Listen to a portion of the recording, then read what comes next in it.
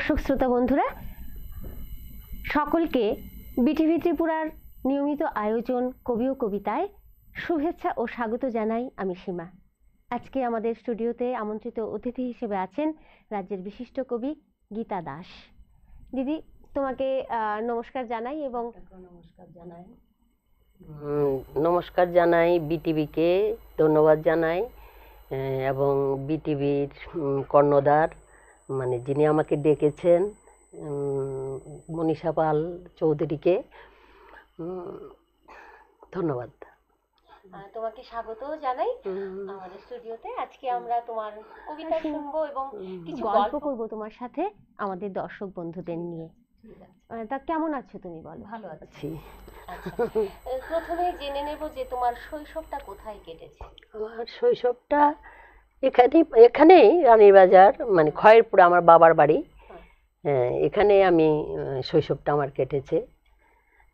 পড়াশোনা ওইখানেই আমার হয়েছে, আগরতলাতেই। আচ্ছা। তা ছোটবেলা থেকে মানে লেখালেখিটা কবে থেকে শুরু হয়েছে? কি ছোটবেলা থেকে?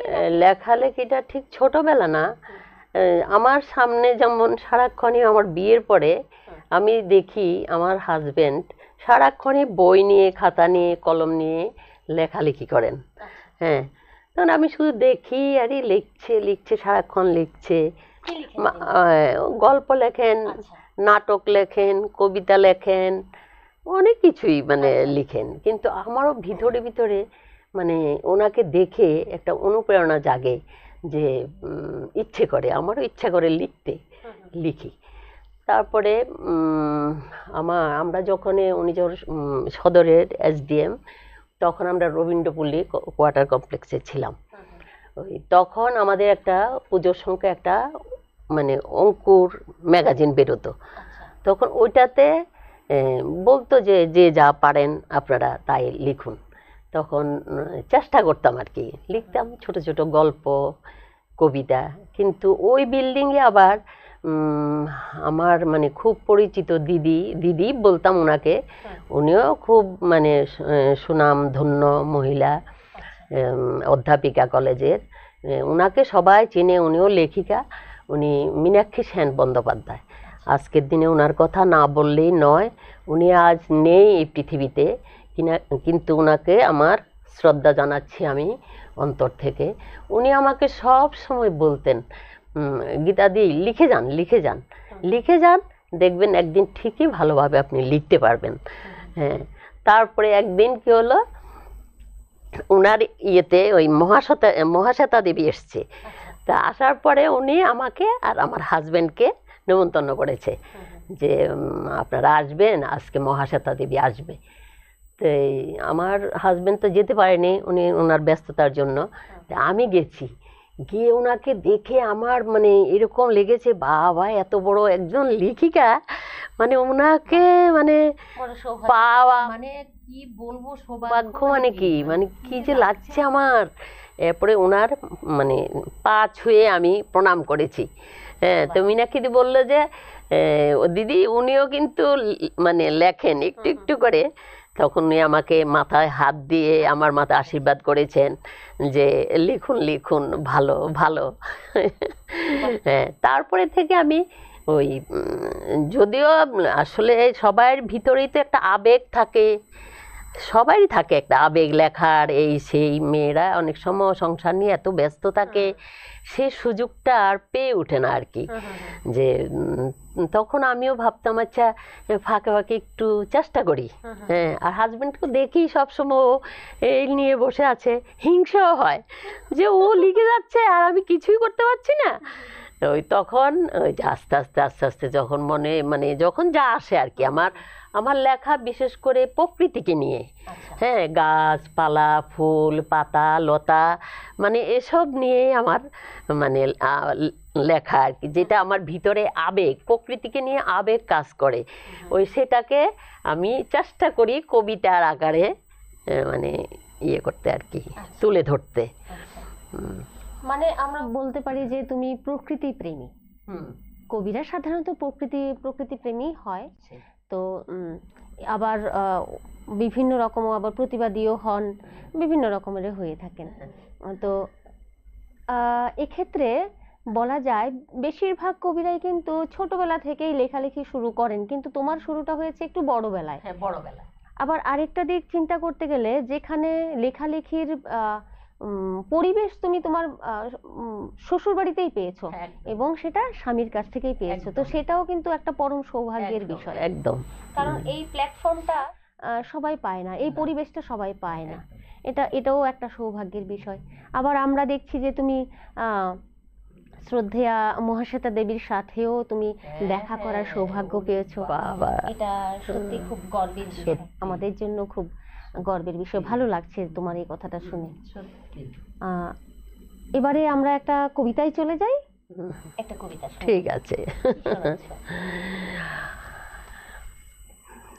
আমার মা, মাকে নিয়ে আমার কবিতা। বাহ।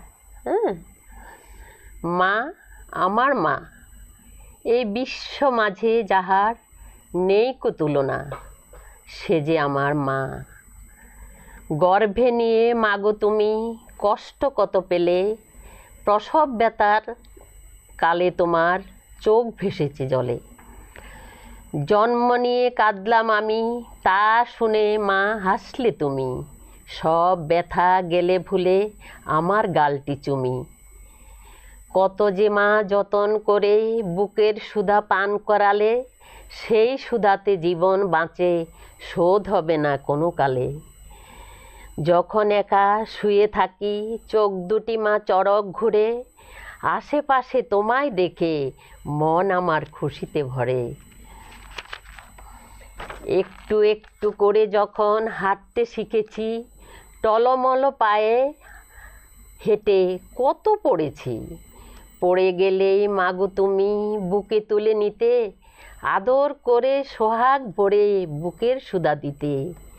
বড় হলাম তোমার ছায়ায়, নিজে হলাম মা, আমায় নিয়ে তবু তোমার চিন্তা গেল না।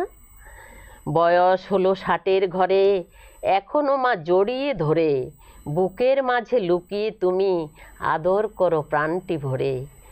মাগো আমার মা, বিশ্বভুবন মাঝে তোমার নেই কো তুলনা, তুমি আমার মা। বাহ, অসাধারণ। মাকে নিয়ে, মায়ের প্রতি যে আমাদের ভালোবাসা বা শ্রদ্ধার্ঘ যেটাই বলো না কেন, সেটা এই কবিতায় তুমি ফুটিয়ে তুলেছো। খুব অসাধারণ লিখেছো। এবং এটা আমরা বলতে পারি যে প্রত্যেক মাই তার সন্তানকে এইভাবেই আগলে রাখেন, এবং মায়ের আসলেই বিকল্প হয় না। হয় না। সত্যিই তাই। তো তুমিও তো মা হয়েছো, হ্যাঁ? তো সেক্ষেত্রে হয়তো মায়ের বেদনটা তখন সবচেয়ে বেশি অনুভব করতে পেরেছো। একদম, এখনো করছি। হ্যাঁ, তো সেক্ষেত্রে তোমার লেখালেখিটা তো তখনও শুরু হয়ে গিয়েছিল, তো একদম। সেক্ষেত্রে কি ভাটা পড়েছিল লেখায়? কারণ মা হওয়ার পর তো কিছুটা অনেকটা সময় দিতে হয়, সংসারে দিতে হয়, তো সেক্ষেত্রে কি ভাটা তো সংসারে তো বিভিন্ন রকম কাজ থাকে।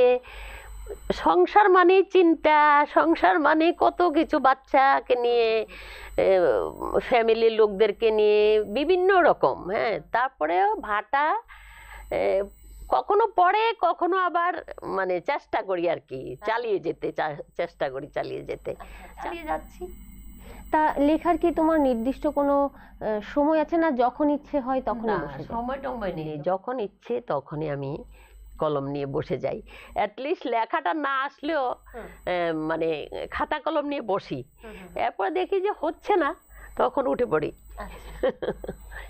তো লেখালেখির ক্ষেত্রে কোনো কবি বা লেখক যার বইটা পড়ে তোমার বিশেষভাবে প্রভাবিত হয়েছিল, এমনকি কেউ কোনো লেখক বা কবি আছেন যার লেখাটা পড়ে তোমার ভীষণ একটা প্রভাবিত হয়েছিল ভীষণভাবে, এরকম কিছু? ঠিক না, এরকম না, কারো লেখা দেখে আমি প্রভাবিত হইনি। আসলে এটা লেখাটা আমার শুরু হয়েছে, বললাম যে মানে ওই আমার স্বামীকে দেখে। তারপরে উনিও ভালো লেখেন। একটু যদি আমরা নামটা জানতে পারি, একটু বলো তোমার। আমরা জানতে চাই যে আমাদের যে কবি আজকে উপস্থিত আছেন, ওনার বড় কবি তো লেখক বা নাট্যকার, তো আমরা নামটা একটু জানতে চাইবো। নিশ্চয়ই বন্ধুরা, দর্শকরাও জানতে চাইবে, তুমি আমাদেরকে একটুখানি নামটা বলো। মিস্টার সুভাষ দাস। নাট্য ব্যক্তিত্ব, যাকে যে নামে পরিচিত নাট্য ব্যক্তিত্ব হিসাবে। বাহ, তো অসাধারণ। আসলে এরকম সাংস্কৃতিক পরিমণ্ডল বা সাহিত্যিক পরিমণ্ডল যদি পাওয়া যায় তাহলে সোনায় সোহাগা হয়ে ওঠে, তাই না?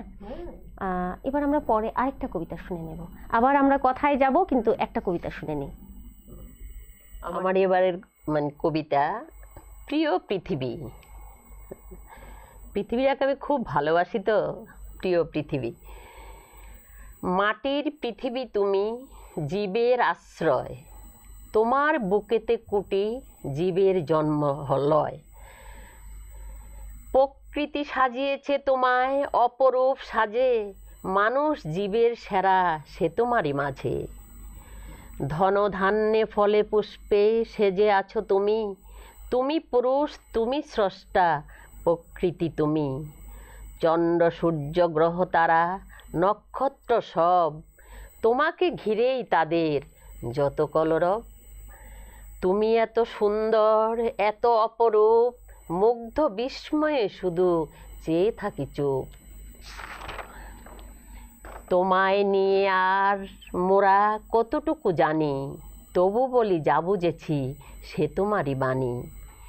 তোমাতেই মায়াজাল মায়ায় জড়িয়ে আছি, মায়াতেই এই সংসার তার মাঝেই বাঁচি। তাই তো ইচ্ছে কবির মতো বলি মনে মনে, মরিতে চাহি না আমি সুন্দর ভুবনে।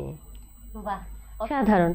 আমরা মরতে না চাইলেও আমাদের মরতে হবেই। প্রত্যেককেই কালের নিয়মেই একদিন চলে যেতে হবে। তবে পৃথিবীর প্রতি যে এই আবেগ টান এবং ভালোবাসা, পৃথিবীর সৌন্দর্যকে যারা উপভোগ করতে পেরেছেন তাদেরই এই পৃথিবীর প্রতি মায়া জন্মেছে, এবং আমরা কিন্তু কবির কলমে সেটাই দেখতে পেয়েছি। কারণ পৃথিবীকে তিনি এত সুন্দর করে ভালোবেসেছেন, পৃথিবীর সৌন্দর্যটাকে তিনি নিজে অনুভব করতে পেরেছেন, সেজন্যই তার এই পৃথিবী ছাড়তে নারাজ তিনি, না? সুন্দর লিখেছো। আচ্ছা, আমরা আবার একটুখানি জানতে চাইবো, তুমি কবিতা ছাড়া আর কিছু কি লিখো, না কবিতাই লিখো? কবিতা ছাড়া চেষ্টা করি গল্প লিখতে। এক দুটো গল্প লিখেছিও আমি। আচ্ছা, লিখে ফেসবুকে দিয়েছিলাম। আচ্ছা। তো এই প্রসঙ্গে একটা কথা বলি, যেহেতু ফেসবুকের কথাটা চলে এসছে। আগে ফেসবুকটা অতটা ছিল না, হ্যাঁ। তো এখন তো ধরো মাধ্যম হিসেবে, প্রচারের মাধ্যম হিসেবে আমরা ফেসবুকটাকে পাচ্ছি, সেটা তুমি কতখানি সাপোর্ট করো, যে কতখানি প্রচারের ক্ষেত্রে সাহায্য করছে? না, সাহায্য তো করছেই। ফেসবুকটা তো থাকাতে তো এখন কত সুবিধা হচ্ছে না। আমি তো মনে করি ভালোই হচ্ছে ফেসবুকটা থাকাতে। দূরে যে আছে সেও মানে দেখতে পাচ্ছে, জানতে পারছে, বন্ধু হচ্ছে। বিদেশে দেশে যারা আছেন তারাও মানে দূর থেকে কাছের বন্ধু হয়ে যাচ্ছে। তো এই যোগাযোগটা তো ভালো হয় মনে করি ফেসবুকটা। মানে প্রচারের যে মাধ্যমটা, যে ফেসবুক হওয়াতে এটা একটা মানে যারা লেখালেখি করেন বা সমস্ত দিক দিয়ে এই প্ল্যাটফর্ম একটা পেয়ে গেছে, এবং এই প্ল্যাটফর্মটার জন্য মনে হয় যারা একেবারেই হয়তো কেউ কাউকে চিনতো না, তারাও এখন চিনতে পারে ফেসবুকের মাধ্যমে, এবং লেখাগুলো দেখা না হলেও হ্যাঁ দেখা হচ্ছে, এবং তাদের লেখা হচ্ছে, সবকিছুই হচ্ছে না, কমেন্টে কথা হচ্ছে। একদম। সেক্ষেত্রে তুমি কতটা অনুপ্রেরণা পাও যখন ফেসবুকে তুমি লেখাটা পোস্ট করো, কমেন্টগুলো পাও? খুব ভালো। কেমন লাগে তোমার? খুব ভালো লাগে, দেখি মানে অন্য ভালোই লাগে আমার। যদি কোনো কমেন্ট ধরো গঠনমূলক হয়, কেউ হয়তো সুন্দর লিখে ছেড়ে দিল, বা কেউ হয় চমৎকার অসাধারণ লিখে ছেড়ে দিল, আর যদি লেখাটা পড়ে তোমার লেখাটা অনুযায়ী এরকম একটা গঠনমূলক মন্তব্য করলো, তখন তোমার কেমন লাগে? গঠনমূলক ভালোই তো, কেউ তো এখনো দেখলাম না, মানে ভালোই বলে। তো সেক্ষেত্রে কি তোমার আরো লেখার ইচ্ছে করে? এটাই বলতে চাচ্ছিলাম আমি। হ্যাঁ হ্যাঁ, তো এটাও কিন্তু একটা অনুপ্রেরণা, বলো না? ওরা তো ভালো লাগে বলেই তো মানে লেখে যে চমৎকার কবি, অসাধারণ, মানে এসব ভালো লাগে। মানে তখন সেক্ষেত্রে তোমার অনুপ্রেরণাটা আরো একটুখানি বেড়ে যায়। বাহ, তো আমরা আবারও কথায় যাব, কবিতাও শুনবো, কিন্তু নিয়ে নিচ্ছি আমরা ছোট্ট একটা বিরতি। বিরতির পর আবার ফিরছি, আপনারা সঙ্গে থাকুন। শেফদের পছন্দ সিস্টার মশলা, যা মডার্ন টেকনোলজি এবং স্বাস্থ্যসম্মত। সিস্টার, নিশ্চিন্তের প্রতীক। মশলা হাতে নয় চামচে তুলুন। লংতরাই গুঁড়ো মশলার প্রতিটি 250 গ্রাম প্যাকেটের সাথে 1 চামচ ফ্রি। লংতরাই গুঁড়ো মশলা, রান্নায় তোমাকে চাই। বাড়ির ছেলে ডাক্তারি পাশ করে ফিরছে, তাই সেলিব্রেশন চলছে। নানা পদের রান্না,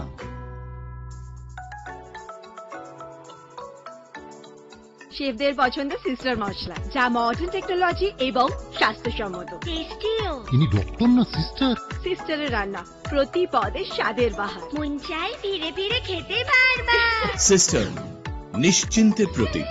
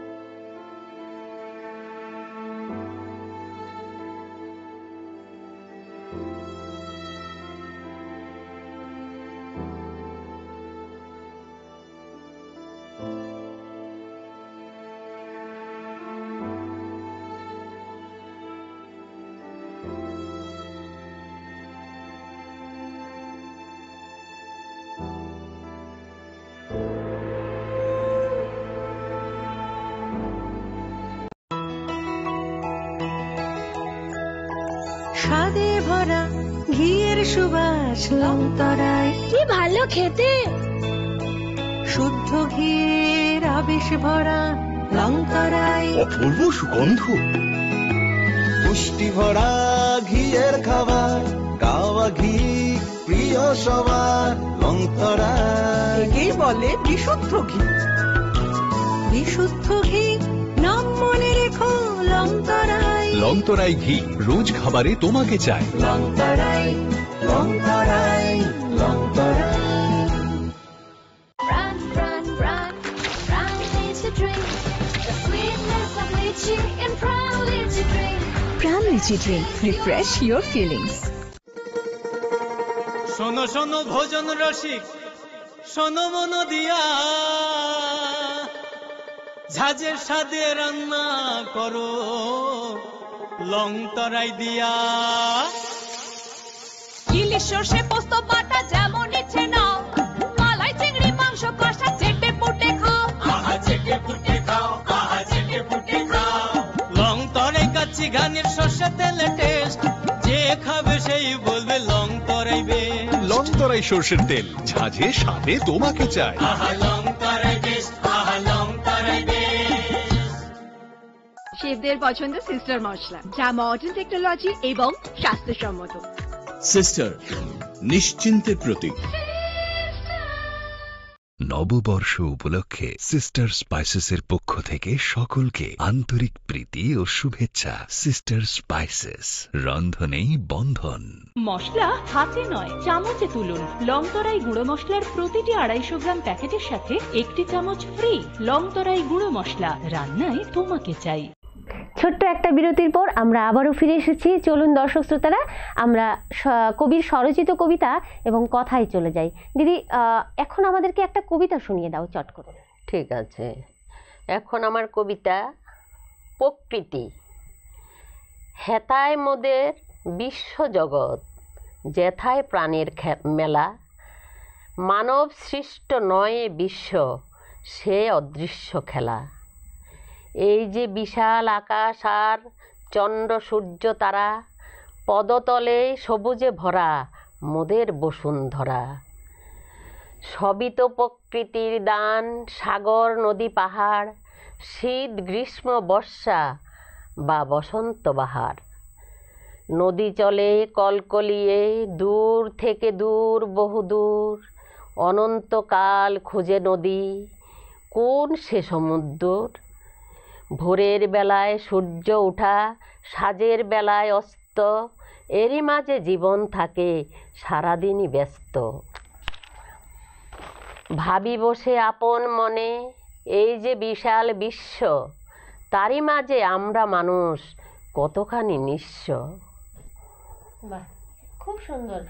এই আসলে প্রকৃতি প্রেমী কবি, তো এই জন্য কবির কলমে কিন্তু আমরা বারবার প্রকৃতির সৌন্দর্যতা দেখতে পাচ্ছি বা শুনতে পাচ্ছি। এখানে এই কবিতাটার মধ্যেও কিন্তু আকাশ, নদী, সমুদ্র সবকিছু উঠে এসেছে, আবার ঋতুও উঠে এসেছে। দিদি, ঋতুর কথা থেকে মনে পড়েছে যে এখানে তুমি বর্ষা এবং বসন্তের প্রসঙ্গ এনেছো। তো ঋতুরাজ বসন্ত যখন আসে তখন তোমার কেমন লাগে? খুব ভালো লাগে। ঋতুরাজ বসন্ত মানে ঋতুর সবচেয়ে সেরা ঋতু বসন্তকাল।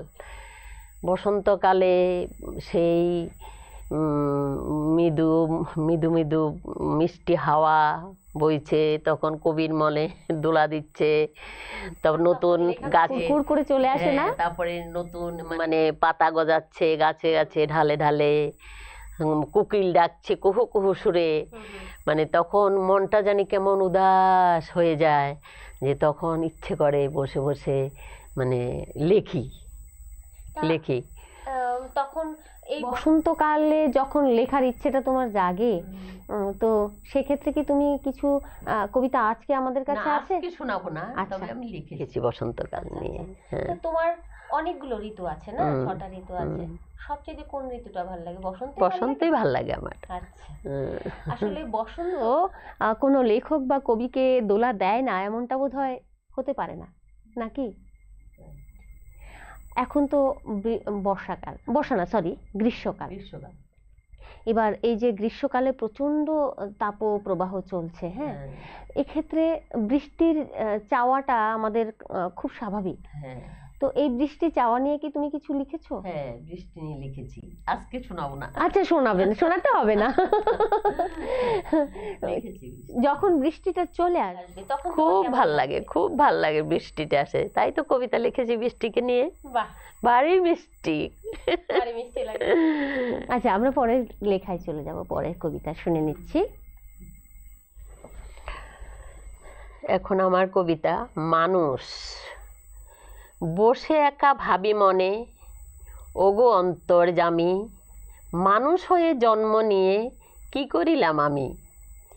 জন্ম নিয়ে এ জগতে দুঃখ শুধু পায়, তবু কেন পৃথিবীতে মানুষ জন্মায়। ধনীদের কত খাওয়া, কত করে নষ্ট, গরিবেরা পায় না খেতে, পায় শুধু কষ্ট। অন্ন নেই, বস্ত্র নেই, নেই বাড়ি ঘর, চোখ বুঝে থাকে কেন গরিবের ঈশ্বর। মানুষ হয়ে মানুষেরে দেয় যারা ব্যথা, মানব জনম তাদের বৃথা শুধু বৃথা। হইয়াছে হইবে জনম, হবে শতবার, মানুষও দুর্লভ জনম না হইবে আর। এই কবিতাটার মধ্যে কিন্তু কবি মনে যে মানবিকতা সেটাই পরিস্ফুট হয়েছে। ধনীরা শুধুমাত্র অপচয় করে, কিন্তু গরিবরা অনেকেই আছে যারা খেতে পায় না। তো এক্ষেত্রে কিছু কিছু হোটেল বলো বা রেস্টুরেন্ট বলো, অনেকে কি করে অনেকগুলো খাবার অর্ডার করে, তারপরে ওগুলোকে অপচয় করে ফেলে দেয়, খেতে পারে না। কিন্তু ওরা চাইলে কিন্তু এই খাবারগুলো ইচ্ছা করলে বেঁচে গেলে গরিবদের মধ্যে দিয়ে দিতে পারে, খাওয়াতে পারে, তাহলে তাদের তো সেই একটু মানে তাদের উদরপূর্তিটাও হলো, আবার ওদিকে খাবারগুলো অপচয় হলো না। তো এক্ষেত্রে তোমার মানবিকতাটা, মানে কবি মনের মানবিকতা যেরকম পরিস্ফুট হয়েছে, সেরকম ভাবে একটা সচেতনতামূলক বার্তা কিন্তু আমরা পেয়েছি তোমার এই কবিতায়।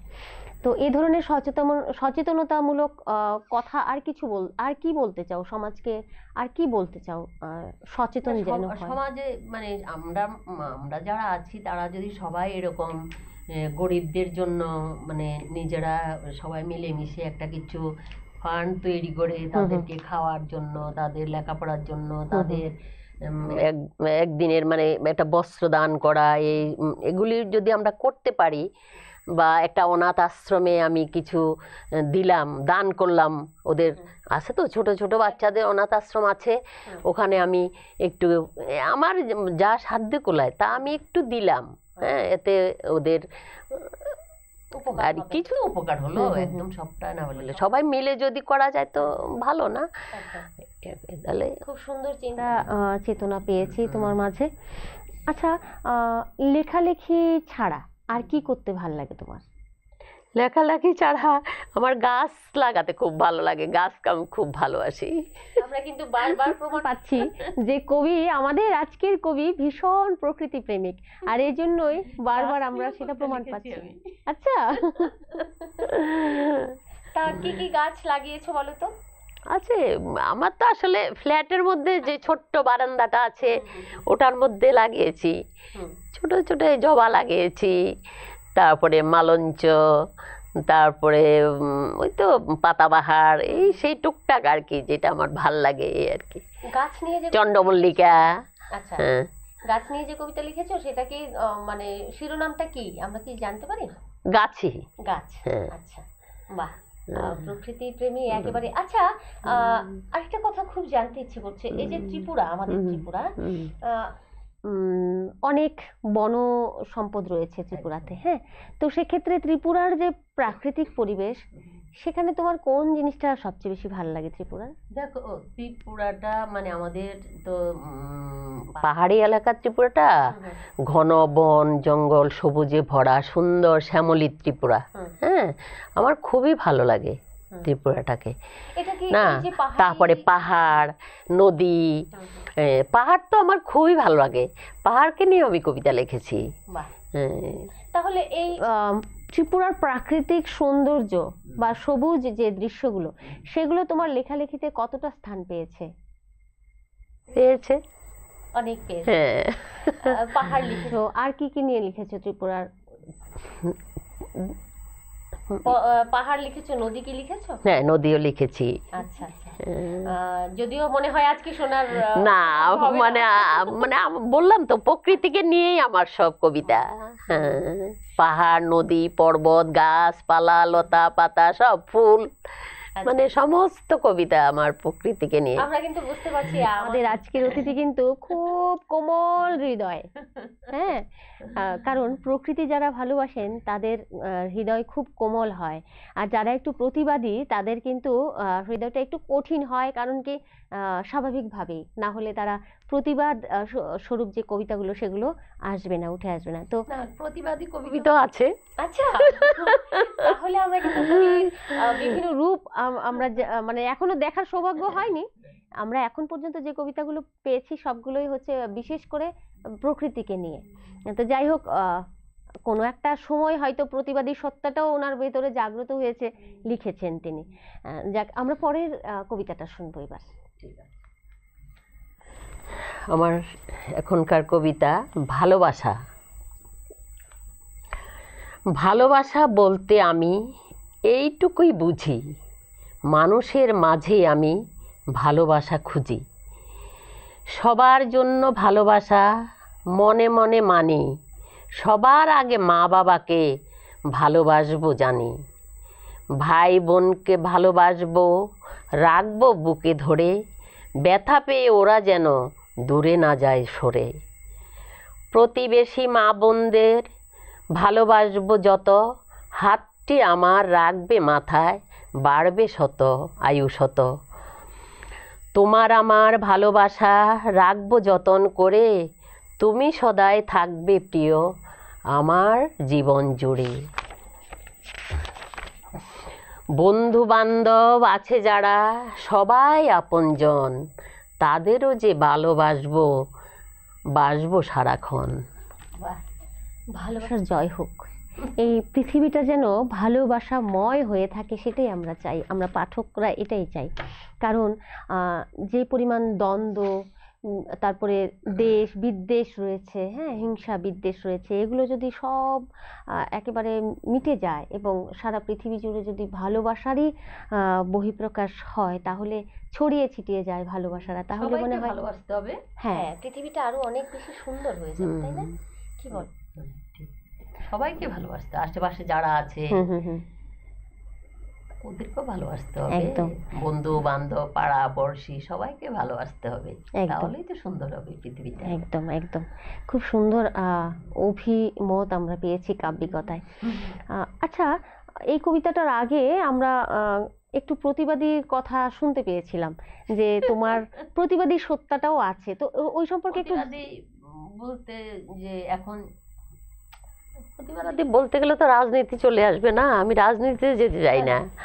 কারণ কোন বিষয়ে রাজনীতিটা যেমন ওই তো আজকে ঠিক মতো মানে আমি চাকরির কথাই বলছি, ছেলেমেয়েরা পড়াশোনা করছে, পাস টাস করে বেকার বসে আছে, ওরা চাকরি বাকরি পাচ্ছে না, রুজি রোজগার নেই, মানুষের চারিদিকে অভাব অনটন, কেউ খেতে পারছে কেউ খেতে পারছে না, কারো মানে খেতে পারছে না, আর কারো অনেক মানে খাওয়া বৈষম্য একটা, তো এটা নিয়ে আছে প্রতিবাদ।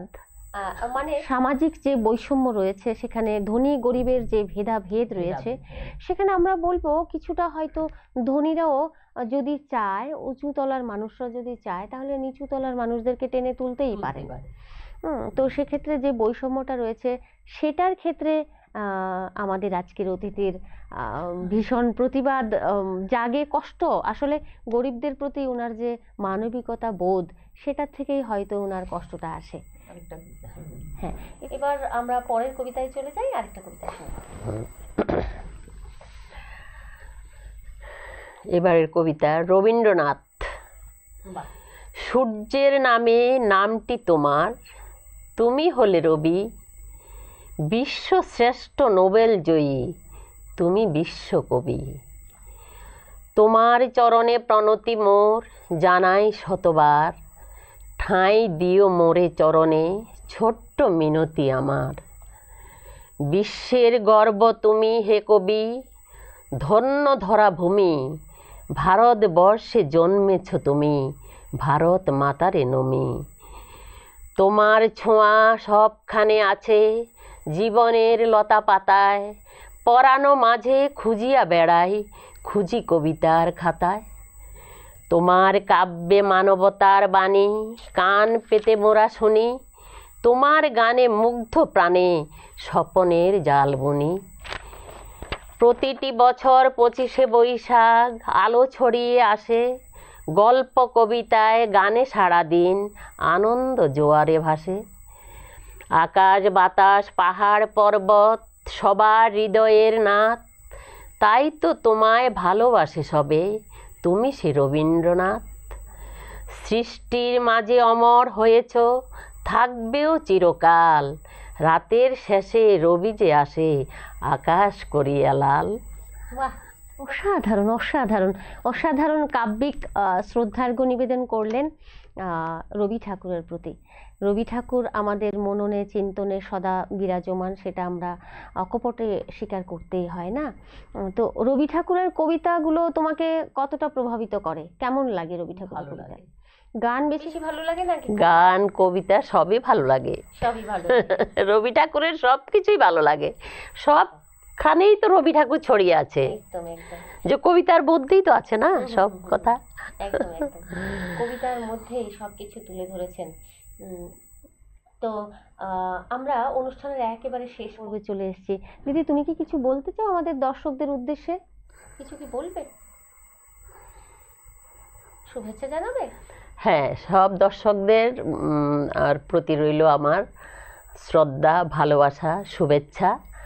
আমার মানে কবিতা কেমন লাগলো আপনাদের জানাবেন, আর আমাকে অনুপ্রেরণা জানাবেন, অনুপ্রেরণা দেবেন। নমস্কার। আজকে আমরা কথা এবং স্বরচিত কবিতায় ছিলাম আমাদের গীতা দাস, কবি গীতা দাসের সাথে আমরা ছিলাম। আশা করি আজকের আমাদের এই পর্ব আপনাদের সকলের কাছে ভালো লেগেছে। আমরা পরবর্তী পর্বে আরও একজন কবির সাথে আপনাদের সাক্ষাৎ করাবো। ততদিন ভালো থাকুন, সুস্থ থাকুন, বিটিভি ত্রিপুরার পাশে থাকুন। নমস্কার, শুভরাত্রি।